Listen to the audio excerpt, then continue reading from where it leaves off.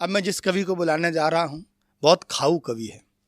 जहां भी बैठता है खाना शुरू, रिश्वत से लेकर पेट तक खाना शुरू। अगले पिछले 10-15 साल पहले की घटना, रिश्तेदार बहुत ज्यादा आते थे। इन दिनों भी कुछ लोगों के यहाँ रिश्तेदारों का आना जाना शुरू हो गया, तो भाई के घर एक भांजा आ गया। अब अकेला मामा भांजा एक घर में, मामा 7 रोटियां सेकता, 5 खुद खाता, 2 भांजे को। 7 रोटियां खुद सेकता, 5 खुद खाता, 2 भांजे को। 15-20 दिन जब ये क्रम चला तो भांजा एकदम कमजोर सा हो गया, और सुबह भांजे को उठाया, उठ, लेटा रहता है, चल दौड़ लगा। कितना कमजोर हो गया है भांजा, बेचारे भूखे पेट कहां दौड़ लगाता। एक दिन सुबह ही सुबह ले गए, बोले चल दौड़ लगा, भांजा भी साथ में। तो सामने वहीं सड़क के किनारे एक मरियल सा कुत्ता पड़ा था। बोले देख रहा है इस कुत्ते को, बिल्कुल तेरी तरह है। भांजे ने मुंह की तरफ देखा, बोले लगता है साला ये भी अपने मामा के यहाँ रहता है। बहुत शानदार कवि हैं, उनको आप सुनिए और दुआएं दीजिए। इस उम्र में भी उनके पास जो धार है, जो शैली है, उम्र तो 70 के आसपास है, लेकिन 17 की उनका शिल्प और शैली है। 17 साल के इस युवा कवि को जोरदार तालियां बजाकर आमंत्रित करिए। के अग्निहोत्री। मैंने एक दिन अपनी पत्नी को बताया, बातों ही बातों में उसको समझाया कि पुरुषों को महान बनाने में उनकी स्त्रियों का बड़ा योगदान रहा है। पत्नी हौले से मुस्कुराई, चलकर करीब आई, दोनों हाथों की चूड़ियों को आस्तीनों की तरह समेटा, पल्लू को कमर में कसकर लपेटा और आंखें तरेरती हुई बोली, प्राणनाथ, मैं भी अपना कर्तव्य निभाऊंगी, आपको महान बनाऊंगी।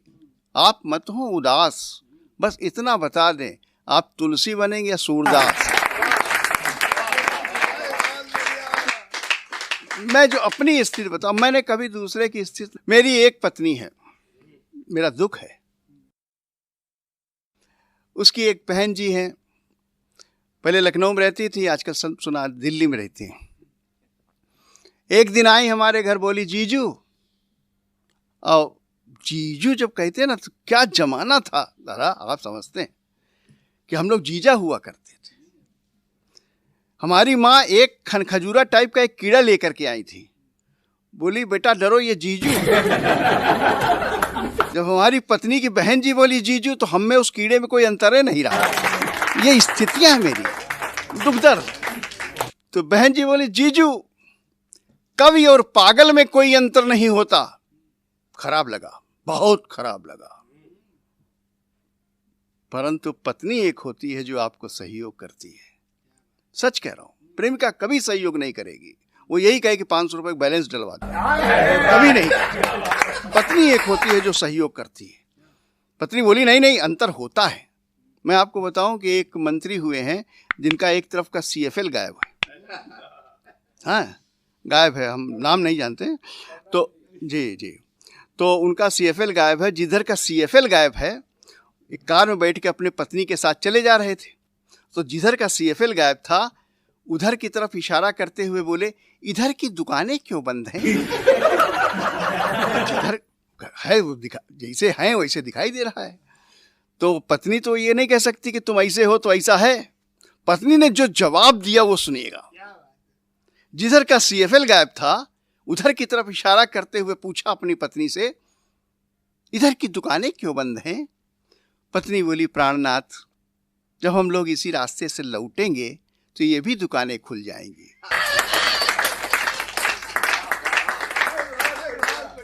पत्नी की बहन जी बोली, जीजू, कवि और पागल में कोई अंतर नहीं होता। पत्नी ने जवाब दिया। पता नहीं क्यों प्रधानमंत्री जी अपनी पत्नी छोड़े बैठे हैं, हम नहीं समझ पा रहे हैं। परंतु सुना है रामदेव ने उनको एक मंत्र दिया है, कहते जब तक सांस छोड़ोगे नहीं, जब तक आप सांस छोड़ोगे नहीं, तब तक नई सांस नहीं मिलेगी। हाँ, सही बात है। चाहे वो अमेरिकन सांस हो, चाहे ईरानी, हमें इसकी बात नहीं है, पर नई सांस मिलने की बात है। सुनना कि मेरी पत्नी की बहन जी बोली, जीजू, कवि और पागल में कोई अंतर नहीं होता। पत्नी ने जो जवाब दिया वो सुनिएगा भाई साहब। पत्नी बोली, जीजू, कवि और पागल में कोई अंतर नहीं होता। पत्नी बोली, अंतर होता है। पागल ठीक हो सकता है। ये इम्पॉसिबल है कि भाई साहब ये कोई ठीक होने वाला आइटम नहीं है। मैं आपको बताऊं, एक छोटी सी रचना आपको सुनाना चाहता हूं। एक प्रेमी अपनी प्रेमिका के साथ थी उजेली रात। अब देखिए श्रृंगार हो गया भाई साहब। एक प्रेमी प्रेमिका एक जगह बैठे हैं तो युद्ध तो करेंगे नहीं, प्रेम हो रहा होगा वहां पे।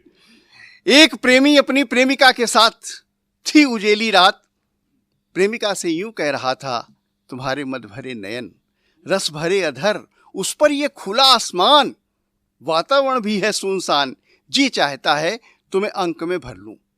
प्रेमिका कुछ नहीं बोली। प्रेमी ने फिर कहा, तुम्हारी तरासी हुई संगमरमरी बाहें, धनुषाकार भौहें, ये 80 में लिखी थी रचना मैंने, जब चिमटी नहीं चलती थी। धनुषाकार भौहें, जी चाहता है तुम्हें अंक में भरकर बना दूं छुई मुई। तो प्रेमिका की तरफ से कोई प्रतिक्रिया नहीं हुई। प्रेमी झुंझला गया, क्रोध में बोला, क्या तुम्हारे कानों पर बहरापन छा गया है? तो प्रेमिका भी तो नक कर बोली, क्यों जी तुम्हारे हाथों को लकवा मार गया। ये उस समय की कविताएं बहुत अच्छे लोग ढंग से सुनते थे। मैं आपको बताऊं, मैंने बहुत सी रचनाएं छोटी छोटी लिखी हैं। आपको बताऊं एक छोटी सी रचना जो मेरा मन कहता है कि ये भी रचना उन लोगों तक पहुंचे जो नहीं सुन पाए, जो मैं मंचों पे बहुत कम पढ़ता हूं। सुनना कि कल रात, व्यंग सुनिएगा, कि कल रात मुझे मिल गए बापू, बोले हिंदुस्तान कैसा है। दूसरे ने कहा, क्या बताएं बापू, एक ने दूसरे के मार दिया चाकू, बेचारा अस्पताल में पड़ा है, पर कमाल है कि आपके पास आने के लिए खड़ा है। पर कमाल है कि आपके पास आने के लिए खड़ा है। डॉक्टर इंजेक्शन पे इंजेक्शन लगा रहे हैं, मन ही मन सोचते जा रहे हैं, लगता है इसको असली दवाई मिल रही है, लगता है इसको असली दवाई मिल रही है। बस बापू उसके बारे में इतना ही मालूम है कि वो किसी कुटिया का नन्हा सा सम्मान है। ये नहीं मालूम बापू कि वो हिंदू है कि वो मुसलमान है। ये नहीं मालूम बापू कि वो हिंदू है कि मुसलमान है।